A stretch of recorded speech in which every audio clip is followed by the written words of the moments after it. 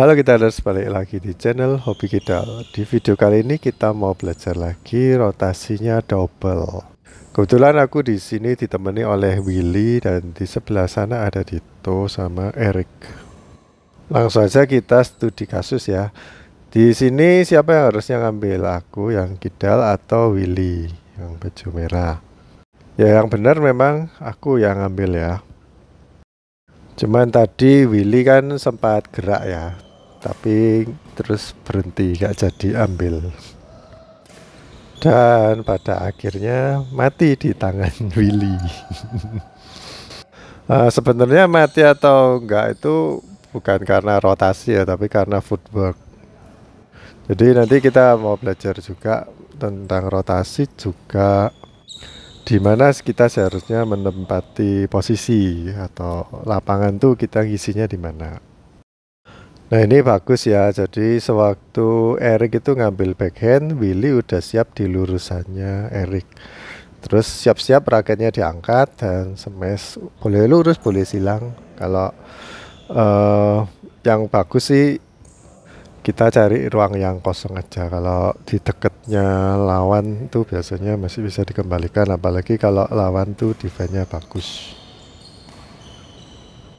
Tapi sebenarnya yang lebih baik lagi itu waktu Dito ngasih netting ke Willy ya. Nah itu harusnya Dito langsung mundur untuk ambil yang di belakang, daripada Eric yang lari-lari untuk ambil backhand. Udah jauh ambilnya backhand lagi. Nih, itu yang bikin nanggung terus di smash. Misalkan memang nggak sempet ya, Dito harusnya langsung pindah geser ke sebelah kanan. Nah kalau tahu pasti nanggung itu harus cepet gitu pindahnya. Nanti kita lihat lagi ya, terutama di ini ya gerakannya Willy, soalnya aku lihat Willy kalau gerak itu kurang cepet. Nah mengenai posisi ini aku salah ya, harusnya jaga di lurusannya bolanya Dito. Ini kan aku terlalu tengah ya, harusnya aku geser lebih kiri lagi dan Willy itu geser lagi agak ke tengah. Nah ini kalian lihat ya, kalau aku itu nggak ambil, Willy kan kesulitan loh. Dia tuh ambilnya backhand. Nah, harusnya Willy sih tetap yang ambil, soalnya dia tadi nurunin bola kan. Tapi kebiasaan Willy itu habis kayak nyemes gitu, posisi badannya tuh nggak ngadep ke depan. Harusnya kalau masih bisa ambil pakai forehand, tetap ambil pakai forehand terus. Dan kalau dia itu nyemes harusnya tetap ngadep depan, terus gesernya kiri kanan itu tuh nyemes terus. Kalau terlambat memang harus pakai backhand, tapi usahakan pakai forehand aja dulu. Apalagi kalau di daerahnya kok ini ya, lapangannya single tuh harusnya masih bisa ambil pakai forehand.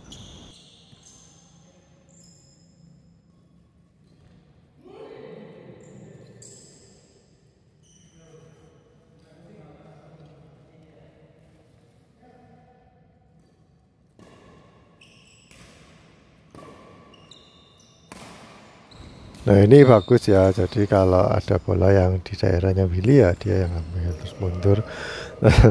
Tapi mati lagi selalu kayak di situ, itu Willy sering mati ya. Dan kalau habis gagal mengembalikan, Willy itu selalu ngelihat raketnya. Senarnya dipegang-pegang, kayak memang kesalahan senarnya mungkin ya. Padahal itu kesalahan dari gerakan tangannya sih kalau menurutku ya. Dan nggak usah maksa harus selalu silang terus harus selalu keras, tuh nggak perlu. Dan perlu untuk belajar seperti Dito ya, ngambilnya itu selalu nyantai terus ngambil cuma di blok-blok tipis gitu, taruh-taruh aja gitu. Kalian bayangin ya, kalau bola dari partnermu itu segini nanggungnya, kamu bisa apa? Mau jaga di depan, nanti kena smash ya, kena smashnya lawan. Jadi ya memang kadang pemain depan tuh gak bisa apa-apa ya, karena bola dari yang belakang itu udah tanggung gitu. Mau geser pindah kiri kanan pun kadang terlambat, terus mikir wah mending aku berlindung aja di depan net. Sebenarnya di awal-awal itu yang salah Willy karena dia itu yang ngambil mundur ke belakang. Harusnya aku itu yang ambil. Nanti kita bahas lagi ya. Ini kalau aku ngambil buang lurus ya, itu aku langsung jaga lagi kelurusannya. Nah, ini aku kan smash. Nah, di sini harusnya Willy itu gak boleh ngelop. Karena aturan dasarnya kalau ngelop itu harusnya jaga kiri kanan. Sedangkan aku dari belakang itu kan nyemes ya. Kita bisa lihat semesan itu kadang-kadang ada yang memang sengaja pelan, ada yang memang dikerasin gitu. Kalau memang lajunya cepat dan bunyinya kenceng, itu biasanya partner kita yang di belakang tanpa kita lihat atau toleh ke belakang, itu kita udah denger. Biasanya mereka itu gak bisa maju karena habis smash keras tuh kayak keseimbangannya itu hilang sebentar gitu. Apalagi kalau sama lawan berhasil diblok, terus sama Willy cuman di ini aja, di lob lagi gitu. Jadi kita harus pisah kiri kanan. Nah, pinternya Dito udah tahu kalau bakal ini ya, bakal rusak ininya formasinya, sama Dito ditaruh di net yang jauh dari Willy. Nah, itu kan memang bagianku ya yang sebelah kanan. Tapi kan aku dari belakang lari-lari ke depan itu jauh gitu. Pasti matilah. Harusnya Willy itu tetap ngasih net ya, berusaha untuk kasih net. Dan aku tinggal di belakang aja, cover kiri kanan lebih gampang daripada aku mau maju ke depan gitu. Ya aturan dasar tuh semua orang harusnya udah tahu ya, kalau bolanya diturunin itu kita posisinya depan belakang. Kalau bolanya kita angkat itu kiri dan kanan. Tapi kan ada kayak studi kasus kayak gini. Itu yang bikin badminton tuh serba kompleks gitu.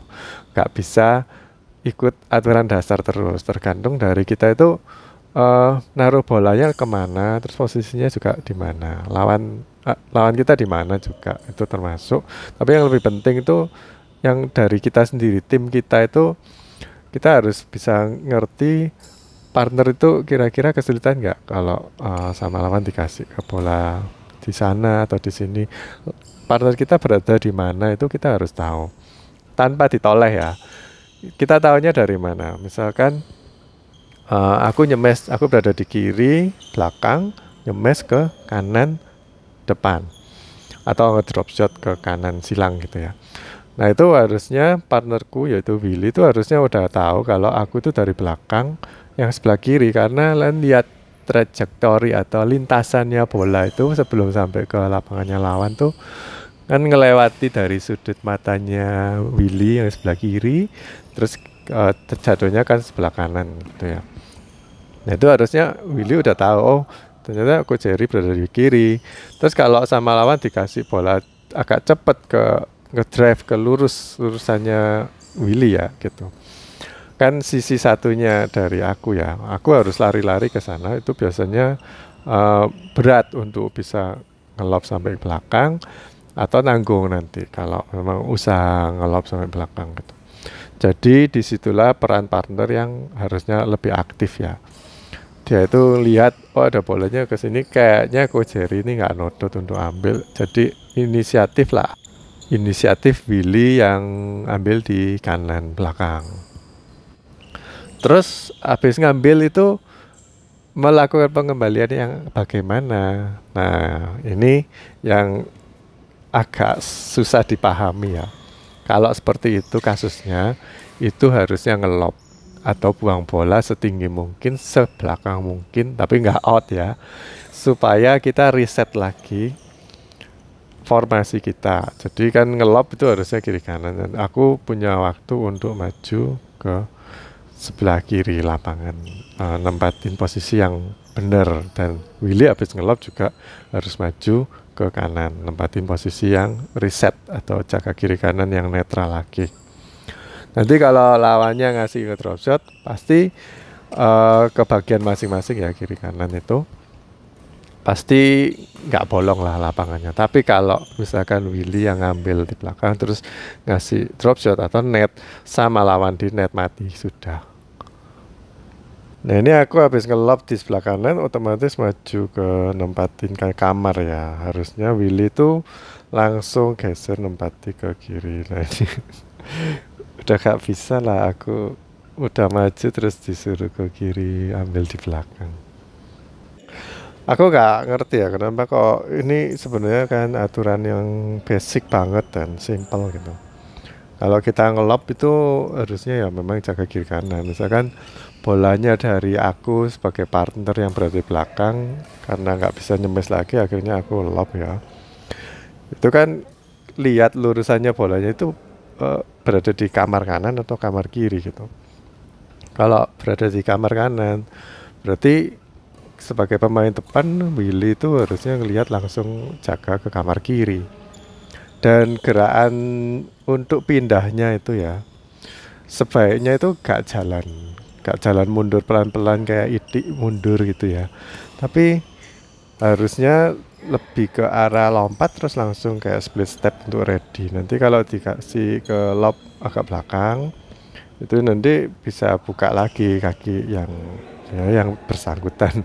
Karena Willy kan pemain kanan ya, jadi ya sesuai aturannya, caranya pemain kanan untuk footworknya ya. Tapi yang penting posisinya itu loh, sebelum bola itu lewat nyebrangin net itu harusnya udah gerak. Jangan nunggu sampai bola itu dipukul sama lawan terus baru gerak, itu pasti nggak nutut dan akhirnya jadi kayak Willy gitu, cuman kaget, oh mau ngambil kok terlalu jauh, udah gak jadi dah. Nah orang yang ragu-ragu itu, partner yang ragu-ragu itu bikin masalah buat partnernya, untuk apalagi yang gendong juga ya.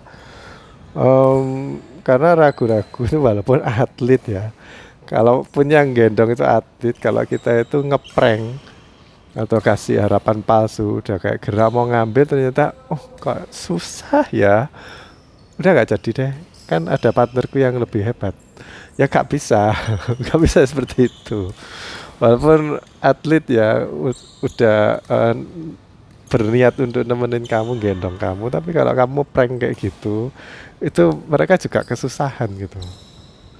Apalagi aku yang bukan atlet ya, udah bukan atlet cedera lagi. Jadi sebagai partner ya, walaupun kamu mungkin merasa skillnya itu kurang bagus ya, tapi Pak harus bisa ini kerjasama sih. Kali enggak ngelihat pengembalian yang enggak nyusahin partner gitu. Atau malah nggak mengembalikan sama sekali, itu juga nyusahin partner. Tadi aku sempat singgung ya, ada bola-bola yang dari Willy itu nyusahin aku gitu. Apalagi sama lawan tuh memang ya jago ya. Dia itu ngebloknya itu nggak cuma lurus tapi silang-silang dan tipis gitu. Jadi aku agak jauh untuk meraih bola, walaupun sebenarnya bisa sih, tapi itu susah gitu. Kenapa kok bisa terjadi seperti itu? Kalau aku partner sama orang yang atlet atau yang lebih bagus ya mainnya, itu hampir dipastikan jarang atau tidak pernah gitu melakukan hal yang lari-lari di luar skenario, itu jarang banget. Karena bolanya itu nggak nanggung dan ngambilnya itu lebih cepat gitu. Sedangkan Willy kalau mau ngedrop shot, dia itu lebih banyak kayak nunggu bolanya itu turun, baru kalau udah pas terus sama dia raketnya cuman di kayak diayunin voles gitu aja, pluk pluk gitu. Nah itu lawan tuh udah ngeliat gitu. Kalau aku sebagai lawannya Willy, yang sering juga ya aku jadi lawannya Willy, dari jauh itu aku udah lihat, oh ini sama Willy tuh mau di drop shot, udah langsung aku maju aja tungguin gitu. Walaupun aku nggak tungguin ya, bolanya dari Willy itu kebanyakan nanggung karena dia tuh nggak pakai kayak ayunan lengan ya, cuman ngandelin kayak ya ini sih kayak kebiasaannya dia itu ngasih drop shot seperti itu. Bolanya sama ketinggian net itu agak nanggung gitu. Kalau lawannya cepat, larinya ke depan pasti udah mati. Nah itu mungkin kita lain kali ya bahas mengenai kualitas dari pukulan temen atau pukulan dari lawan gitu. Jadi nggak semua pukulan walaupun namanya sama, nge-drop shot, drop shot silang, smash, smash silang, namanya sama. Kayak lob ya, lob ke belakang, namanya sama. Tapi ada lob yang berkualitas, ada yang cuman sekedar buang bola gitu. Atau kepepet cuman ngelob aja. Terus hasilnya bisa di smash. Contoh yang paling gampang kalau kita itu ngelob pakai backhand, itu biasanya kurang kurang berkualitas dan bisa diserang oleh lawan. Tapi kalau kita ngelobnya namanya lob serang, itu jatuhnya itu lebih tegak lurus ya ke daerahnya lawan, itu yang susah untuk disemes oleh lawan. Walaupun lawannya berusaha untuk nyemes, biasanya banyak nyangkutnya atau mungkin nggak terlalu datar gitu. Karena itu susah kalau buat disemes. Kemarin aku sempat lihat satu video di YouTube. Dia bahas mengenai Chen Long. Dia itu sama yang punya account sama kontennya itu dibilang sebenarnya mainnya itu penempatannya biasa-biasa, cuman lebih sering ke tengah. Strateginya biasa aja. Mainnya sederhana, cuman ngelap-ngelap, smash, terus flashing-flashing gitu aja. Tapi dia endurance atau kuat ya, daya tahannya kuat. Terus ngasih bola-bolanya itu lebih ke, walaupun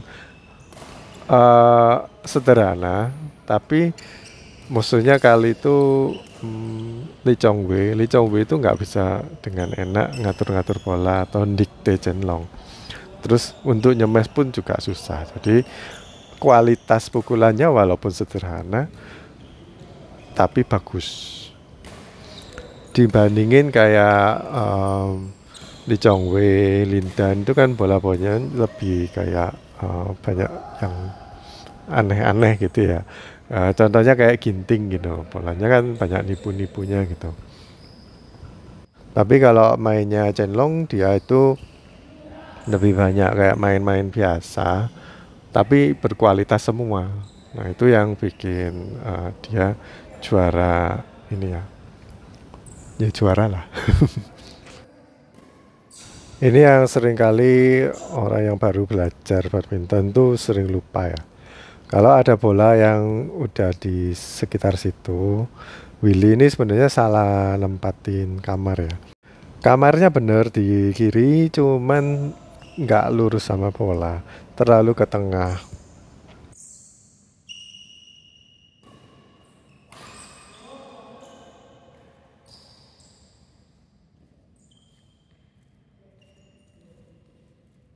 Ini kalian bisa lihat lagi ya, aku kan ngelob tuh jaga lurus dan Willy sekali lagi terlalu jaga di tengah. Sehingga dikasih ke ini ya, kolomnya double itu mati Willy. Nggak bisa ambil karena ya terlalu jauh. Kalau yang barusan ya memang Willy ini ya terlalu maksa untuk smash, jadi smashnya udah agak keras terus agak datar, jadi sama Erik bisa digepok gepok tuh di belokkan arahnya dengan cepat ya, jadi pemain depan udah nggak bisa ini, nggak sempat ambil. Di sini aku sebagai pemain depan harus siap, pokoknya daerah yang di depan tuh daerah coveranmu, kecuali kalau kamu hilang ya. Ini sebenarnya aku ngilang kan, kepepet karena nggak nyangka sama Dito dikasih ke kanan, terus aku ambil untuk buang bola karena itu memang sulit sih kalau buat Dito ya. Kalaupun berhasil dikembalikan ke daerah net, harusnya Willy yang ambil. Jadi udah siap-siap aja. Nah ini juga Willy tuh nggak mau ngambil atau nggak mau bantuin. Padahal ada pemain lain yang mungkin videonya aku taruh setelah video ini ya. Itu partnerku lebih rajin dari Willy. Rajin atau enggak itu sebenarnya ya apa kemampuan untuk bisa mendeteksi bola dari lawan itu biasanya tempatin kemana gitu ya. Harus lebih bisa prediksi sih kalau aku rasa Willy itu gagal untuk memprediksi bola-bola dari lawan, makanya kok sering terlambat untuk ngambil. Terus kesimpulannya atau hasil akhirnya yaitu Willy gak jadi ngambil karena dikiranya gak jadi deh, soalnya terlalu sulit untuk ngambil atau nanti takut gak nutut. Sehubungan dengan jaga depan belakang, yang habis servis itu harus jaga daerah segitiga di daerah depan ya.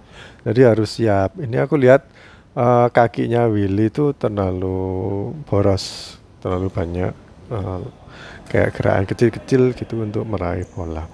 Mungkin bisa jadi kayak nipu lawan juga ya, karena lawan tuh nggak nyangka karena pikirnya nggak nutut atau gimana. Tapi harusnya lebih besar-besar aja langkahnya. Terus juga yang sering banyak teman-teman lakukan tuh kebanyakan kakinya dulu harus nempel ke lantai baru bisa mukul. Ya itu memang bagus sih. Memang teori yang benar memang seperti itu. Cuman ada bola-bola tertentu yang memang kita itu harus segera ngambil sebelum kita napak ke lantai, karena kalau nunggu kakinya napak ke lantai itu bakal lebih sulit untuk mengembalikan atau lebih berat lah. Jadi kita harus ini sih kayak terbang, mukul dulu baru napak kakinya, terus langsung sepak ke arah yang berlawanan atau balik lagi. Itu banyak teman-teman yang nggak mau resiko kayak gitu, jadi kakinya dulu terus akhirnya mati. Terus bola-bola yang gampang, Willy ada beberapa kali juga ya, waktu dikasih kayak di daerah net gitu, dia mau ngangkat yang di awal-awal tadi ya, mau ngangkat terus luput. Nah itu bisa jadi karena kakinya. Footwork atau caranya dia melangkah untuk meraih bola itu yang perlu diperbaiki. Ini aku kan nyemes-nyemes ya. Harusnya itu masih di daerahnya Willy, masih bisa diambil loh. Karena itu udah deket sama kepalanya Willy. Tapi yang Willy lakukan, dia itu malah angkat raket tapi nggak ambil. Harusnya kan angkat raket tuh ya udah langsung ambil kan. Jangan cuman jadi kayak ini penjaga. Cuman kayak orang pegang pentung terus ayo kon kene ngelawan, jadi kayak orang mau tawuran gitu aja ya. Harusnya sih langsung aja, langsung terekam atau langsung potong gitu. Kalau di sini ya bahasa Jawa itu istilahnya gedak atau cuman kayak apa, nakut-nakutin lawan aja, ngangkat raket ayo ayo ayo, padahal nggak langsung. Kalau yang lebih efektif nggak perlu kayak gitu ya. Jadi kalau mau mukul ya langsung pukul aja, kalau mau nyemes langsung smash aja. Jangan melakukan gerakan-gerakan yang nggak perlu, yang malah ngerepotin partner. Kenapa kok aku tadi sempat jengkel ya sampai raketku aku ayun ke daerah kepalanya Willy. Nah itu karena bolanya sebenarnya meskipun Willy itu gak ngambil ya, tapi aku merasa terganggu karena aku gak bisa nyemes, telat sepersekian detik untuk bisa nyemes dengan baik. Makanya sama Dito bisa langsung di blok untuk ke daerah ini ya. Ya memang lagi shot sih, kena daerah net. Harusnya meskipun gak lagi shot, Willy itu harusnya udah gerak ke arah situ. Jadi meskipun sama Dito cuma ditaruh aja, tapi nggak kena net atau nggak lagi ball, kan jatuhnya agak ke belakang ya kalau nggak lagi ball. Itu harusnya Willy itu udah ke arah sana larinya. Tapi ini kan tadi diam aja Willy. Cuma nunggu aku nyemes-nyemes mengharapkan semesanku bisa mematikan lawan beberapa kali. Harusnya ya ini sih partner itu ikut berperan untuk nyerang. Beberapa orang ya teman-teman yang mungkin belajarnya otodidak terus merasa jadi pemula gitu ya, Itu biasanya kalau main kan digendong, terus kalau digendong ditaruh di depan gitu, kayak nggak boleh ngapa-ngapain, cuman seropot-seropot di daerah tengah aja. Padahal pemain depan seharusnya yang bener ya dia jaga di depan tuh kayak benteng gitu. Daerah coverannya kayak segitiga, jadi dari daerah T situ untuk serobot-serobot di depan net. Terus juga ada caranya tersendiri ya untuk ngambil bola biar tipis-tipis. Tujuannya biar lawan itu ngelob. Kalau kita lihat atlet di televisi, hampir semua pemain depan tuh pasti berusaha untuk ngasih net-net tipis. Jadi supaya lawan tuh ngelob terus dan pemain yang belakang harus smash-smash terus. Ya itu kalau atlet, kalau kuat ya. Kalau aku sih buat nyemes-nyemes 2-3 kali itu udah capek gitu. Apalagi harus cover kiri kanan ambil nyemes ya. Itu berat banget di kaki. Nah, ini yang poin pentingnya ya. Kalau kita itu awalnya sering digendong, lalu seiring bertambahnya waktu, kita makin berpengalaman juga skillnya pasti nambah kan.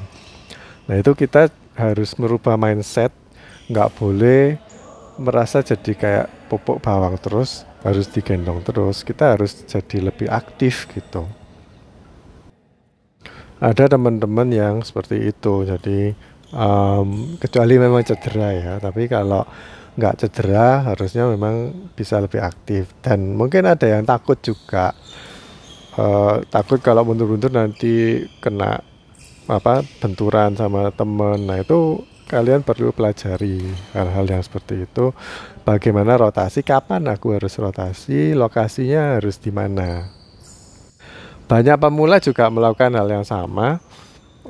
Belum seberapa bisa, tapi lebih sering untuk ngambil bola apa terlalu rajin.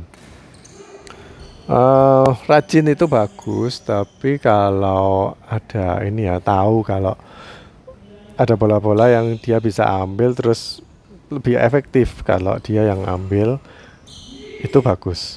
Tapi kalau cuman rajin aja, jadi kayak malah mengganggu temennya yang mau ngambil udah ke daerah situ, dia mundur-mundur. Aku lihat Willy juga banyak ini ya, eh karena diincer terus dia merasa harus lebih rajin lagi. Padahal ada bola-bola yang harusnya diambil oleh silangannya dari yang ngelob dari lawan, silang itu ke aku, harusnya aku yang ambil, tapi Willy yang mundur-mundur ambil. Nah itu bisa ngerusak ini apa formasi sebenarnya. Kalian lihat kebiasaan buruknya Willy ya, dia itu selalu ayun-ayun raket dulu sebelum lawan tuh ngasih servis. Nah, waktu ngayun tuh kan Erik bisa lihat ya. Waktu ayunannya ke bawah, terus Erik ngasih servis. Jadinya Willy sering terlambat dan akhirnya kan nyangkut. Bandingin sama aku tadi yang terima servis ya. Raketku cenderung statis. Malah sebenarnya kita itu yang terima servis sebenarnya nggak boleh gerak malahan. Jadi kalau Willy itu ngegerak-gerakin raket kayak orang mau mentung gitu, nggak rai. Ayo waninya. Nah itu sebenarnya nggak boleh ya. Cuman aku lihat kalau secara aturan katanya nggak boleh gerak, harusnya termasuk gerak-gerakin raket itu juga nggak boleh kan. Tapi kayaknya kalau di BWF masih boleh sih gerak-gerakin raket gitu. Cuman aku rasa nggak ada manfaatnya kalau ngoyang-ngoyangin raket gitu, itu malah nggak konsen. Terus sama lawan tuh udah diincer. Apalagi gerakannya ngayunin raketnya Willy itu kan pelan ya, kayak pelan-pelan kayak kucing yang ditaruh di depannya toko. Nah itu bisa di ini apa ritmenya sama lawan tuh udah dilihat gitu. Wah, habis ini raketnya turun terus langsung ngasih servis. Akhirnya telat untuk naik. Kalau aku amati atlet-atlet ada yang ngayun-ngayunin raket itu tapi cepat ngayunnya, 3 kali lebih cepat dari Willy ngayun raket gitu. Jadi waktu dan ayunannya juga agak sampai ke bawah gitu, tapi kayak cepat ya, cuman sedikit aja, kira-kira 5 sampai 10 cm gitu aja. Nah itu masih oke lah.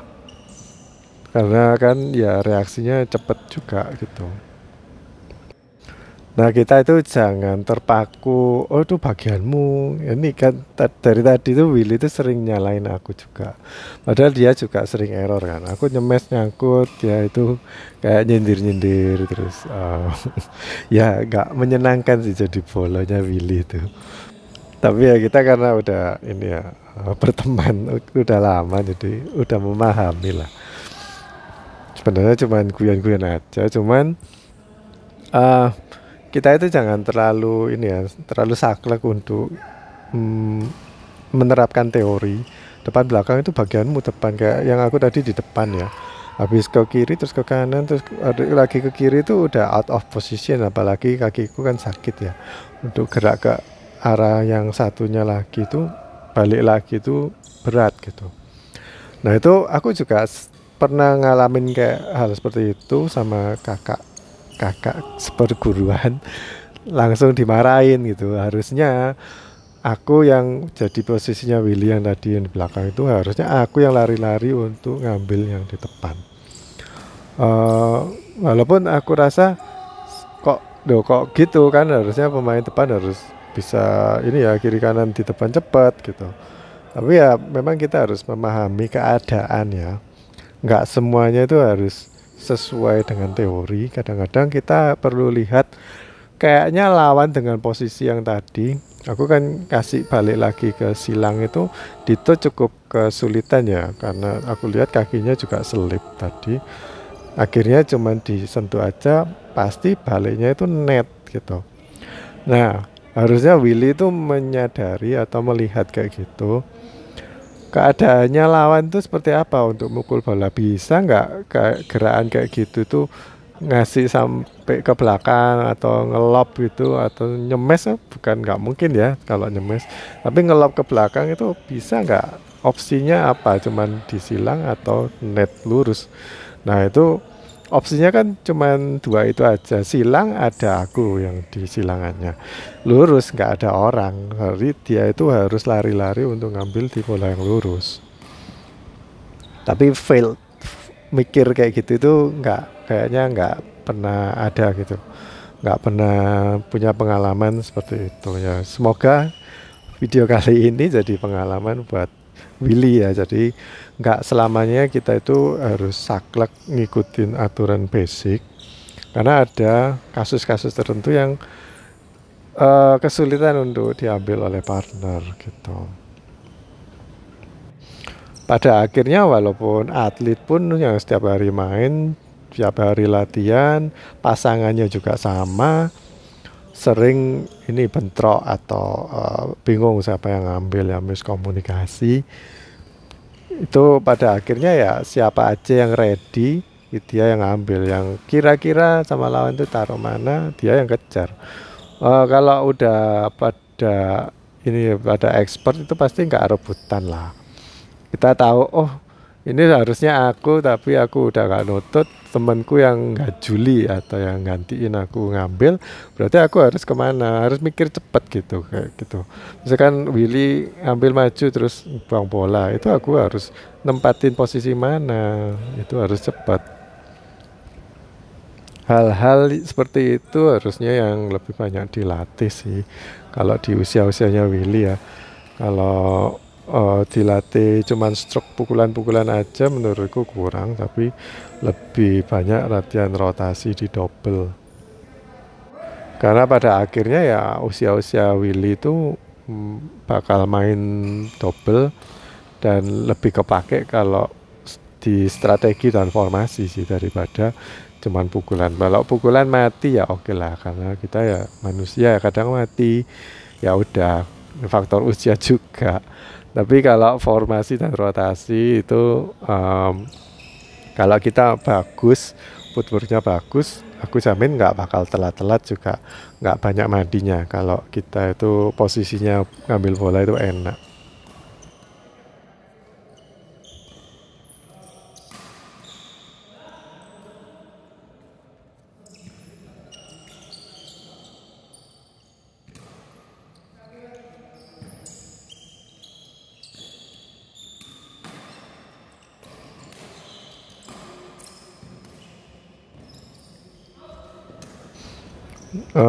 Aku nggak tahu ya kenapa kok Willy itu sering ngasih kayak di belakang, kiri kanan, terus ya bolanya kurang tinggi sih.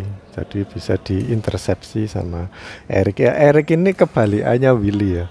Kalau Willy itu lebih pasif di depan, Erik ini lebih rajin untuk kalau ada kesempatan tuh Erik bakal ambil dan dia cukup rajin juga. Walaupun posisinya out of position keluar lapangan gitu baliknya itu cepat.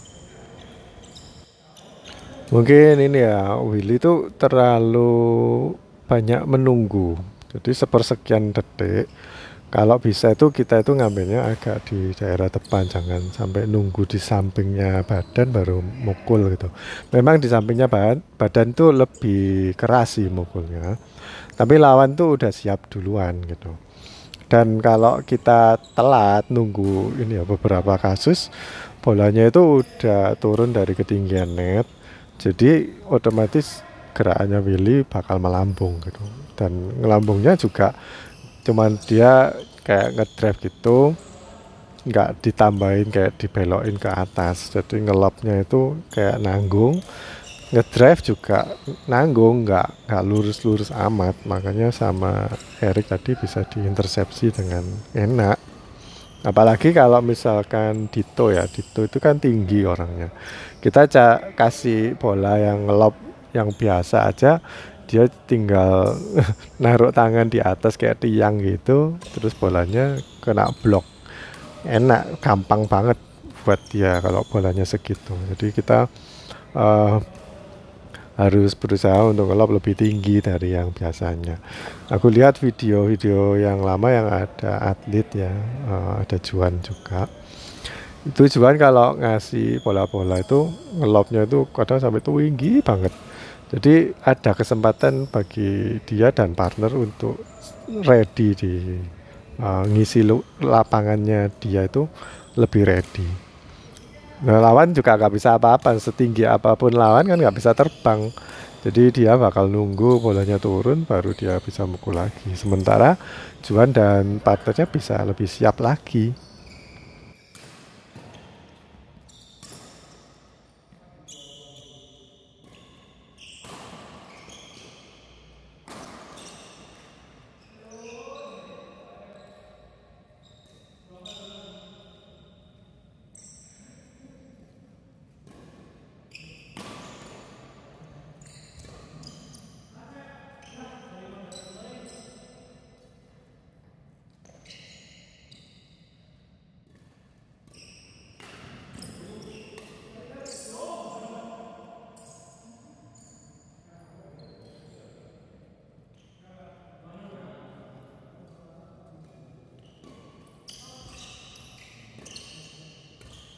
Ya aku tadi bilang ya Erik itu cepet ya buat intersepsi walaupun kadang bolanya out.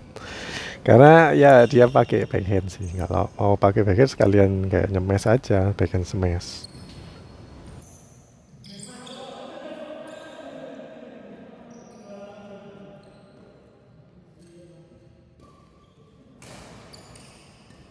Ini ya, sekedar reminder aja kalau Willy itu ketika aku banyak melakukan kesalahan terus kayaknya dia itu loh kayak kecewa banget terus nyala-nyalain. eh Harusnya nggak seperti itu ya kalau jadi partneran tuh mending kita itu meskipun kenal itu kalau partneran em, lebih baik dianggap kayak orang nggak kenal jadi ada sungkan-sungkannya juga supaya kita itu jadi lebih niat kalau sama teman sendiri itu biasanya terlalu banyak guyon jadi nggak niat mainnya.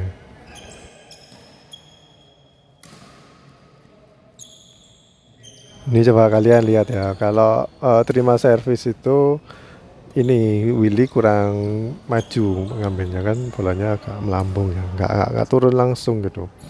Harusnya grafiknya itu sewaktu bola belum sampai entah itu mau masuk atau out itu harusnya langsung diambil aja karena kalau kita pengalaman harusnya udah tahu bola ketika berada di tepat di atasnya net itu masuk atau enggak itu harusnya udah tahu atlet itu tahu makanya sering ngambilnya itu di daerah outnya servis itu yang di depannya garis T itu udah diambil sama atlet, jadi langsung neken bola ke bawah, nggak bisa ngelop lagi.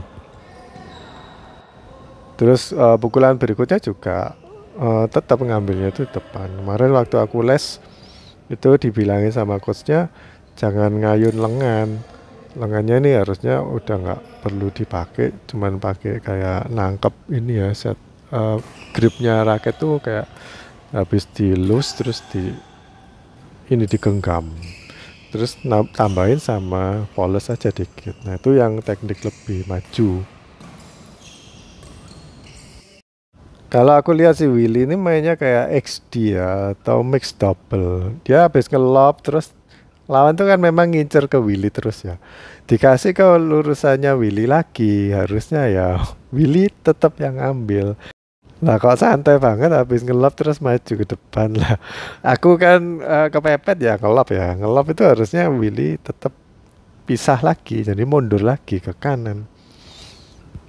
Udah telat ini ngambilnya. Ini kan aku ngelop lagi, baru dia mundur ke kanan. Tapi ya udah mati lawannya. Banyak pemainnya otodidak atau pemula itu habis mukul terus diem. Nanti ada lagi ya videonya aku main sama anak SMA. Itu masih pemula banget, jadi habis mukul terus nungguin ini masuk nggak, oh masuk, terus sama lawan ditaruh ke sisi satunya atau di seberangnya, lari ya, masih muda, lari masih kuat sih, tapi ya banyak bola tanggung, banyak yang nggak bisa mukul karena mukul sambil lari itu atau habis lari kenceng terus mukul itu perlu ini ya, timing yang lebih akurat sih. Nanti kita bahas ya lain kesempatan. Sementara itu ya kalau bisa habis mukul langsung kembali ke posisi yang strategis. Pokoknya lapangan itu harus dijaga, nggak boleh banyak kosong-kosongnya. Jadi lupakanlah semua itu teori-teori yang harus depan belakang, harus jaga mana-mana. Pokoknya kamu saling mengisi aja sama partner, jaga ini ya, lapangan kalian tuh jangan sampai bolong gitu. Terus sama latihan untuk deteksi gerakannya lawan tuh, kalau kayak gini biasanya pola pengembaliannya itu seperti apa. Kesulitan enggak kalau misalkan bolanya udah turun terus maksa nyemes, atau udah ke belakang banget terus maksa kayak ke drop shot, itu banyak yang mati teman-teman. Ada bola-bola tertentu yang memang nggak bisa kita melakukan hal seperti itu. Oke guys, gitu aja video kali ini, semoga bermanfaat. Jangan lupa like, komen, dan subscribe. Bye bye.